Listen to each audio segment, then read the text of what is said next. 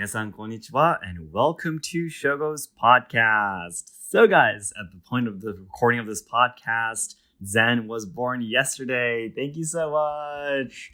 You might have already come to my morning live streams on Instagram or maybe seen a post and such. You probably know, but I just wanted to tell you the stories of how Zen was born and my feelings right now because they will be, of course, fading away as time goes by. So I don't know when I'll be able to post this podcast though, because Hanumi is the one making thumbnails and I won't be able to post podcasts for a while because she isn't here, But anyways, whenever you're listening to this, please do remember that you are listening to Shogo talking at December 29th, which is one day after Zen was born. So anyways, what happened is right on when it turned 28.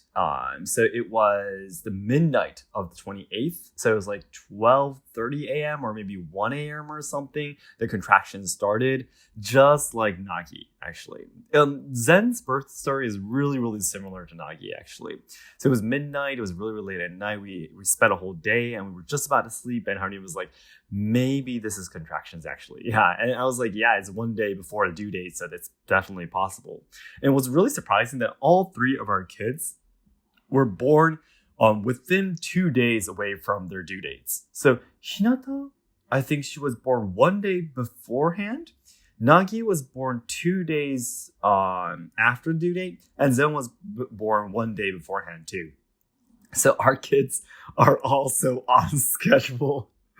It's really funny because I'm that kind of person, right? I always need to plan a schedule for me to get moving and everything. So I really feel that they've been kind of carrying on my personality in a way. Yeah.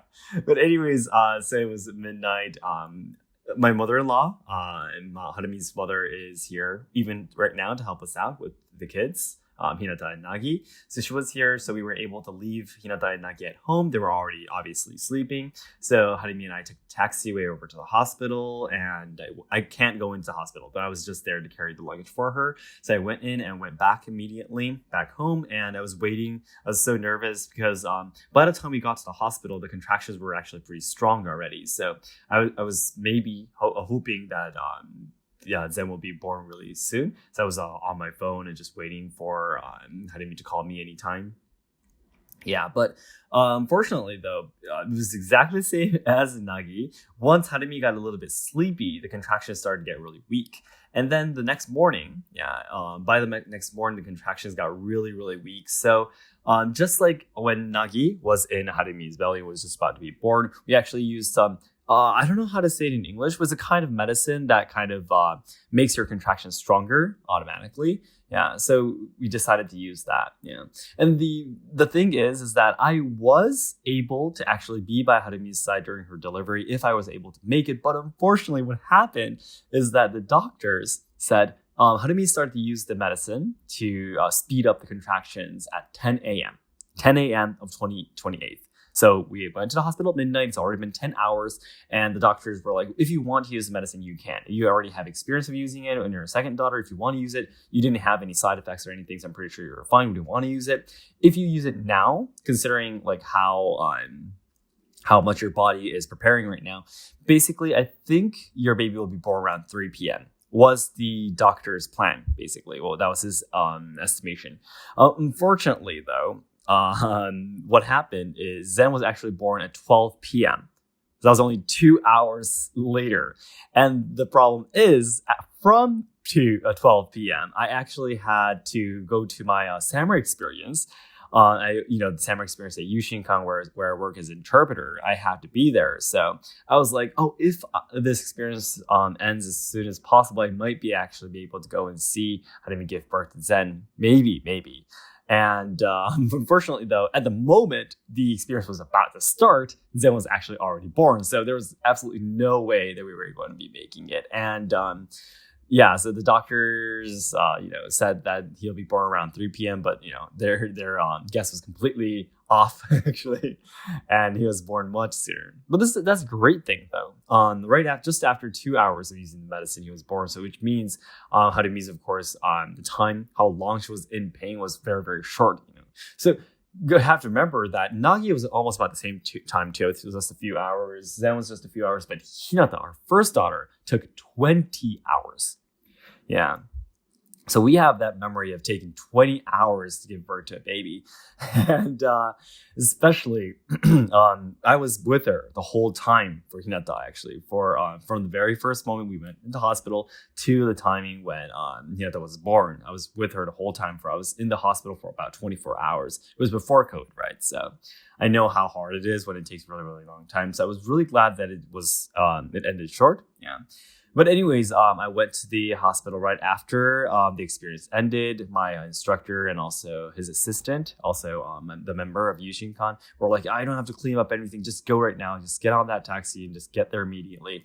That's what I did. And I was able to see Harumi and Zen for just 5 minutes, but I wasn't able to touch Zen. I wasn't able to hold Harumi's hand or anything. I had to maintain a 2-meter distance.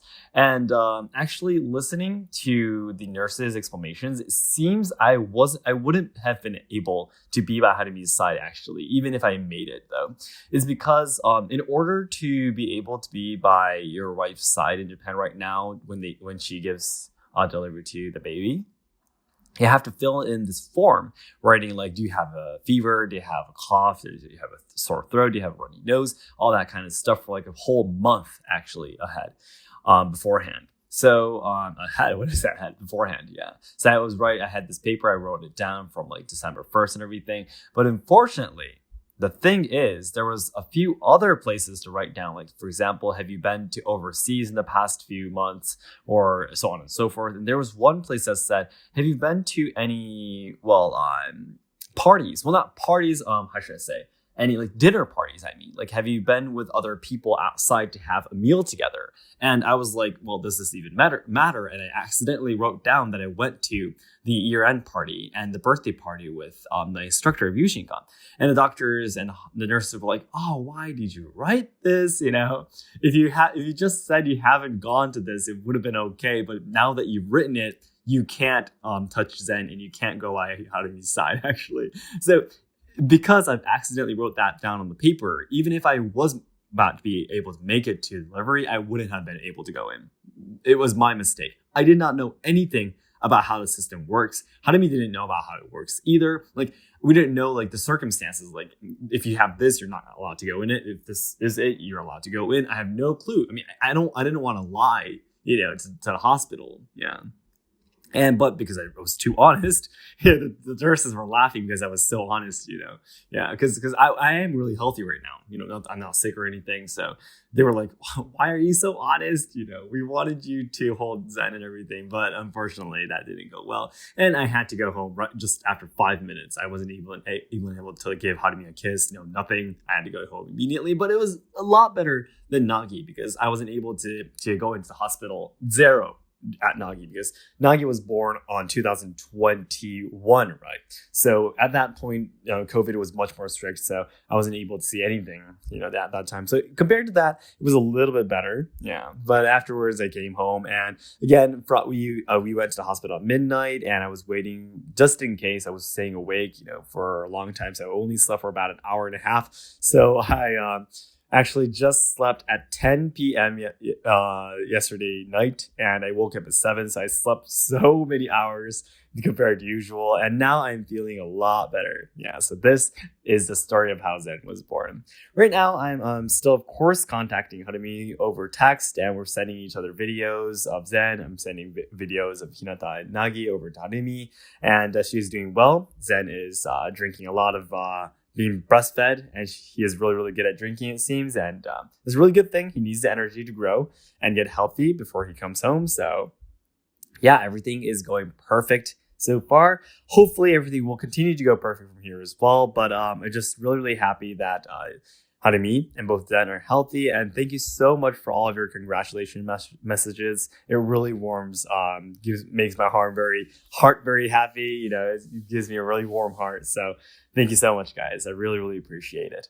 So then, everyone, as I always say, even at the end of the podcast where I talked about my new baby son, I'm going to be talking about my dream too, because as a father of 3 children now, I absolutely must be even more strongly pursuing my dreams. So, as I always say, the ultimate goal of my life is to make all Japan lovers' dreams come true.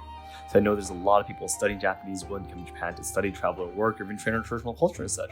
However, I am very afraid that Japan will not be able to make everyone's dreams come true in the future because we're facing a lot of social problems. We are losing our traditional culture, and the younger generations who are supposed to be carrying on the good things about Japan are dying because of all the social issues being shoved against them. So I really want to dedicate my life trying to make Japan a better place. I want to try to solve the social problems, preserve and evolve traditional culture, and also help out the younger generations so they can have a better future. And to do this, the nearest goal I have right now is to make the Yushinkan Samurai experience a big success. And maybe by the point you're listening to this, I have already started my new channel, the Asayama Shindu channel that I've been talking about in this podcast channel for a while now. I hope you can check it out. All of these information are in the description box. Please do check it out for us. And guys, I will try my best to be a great father to a son as well. And please, it'd be great if you can continue to cheer our family on. Thank you so much, guys. Bye-bye.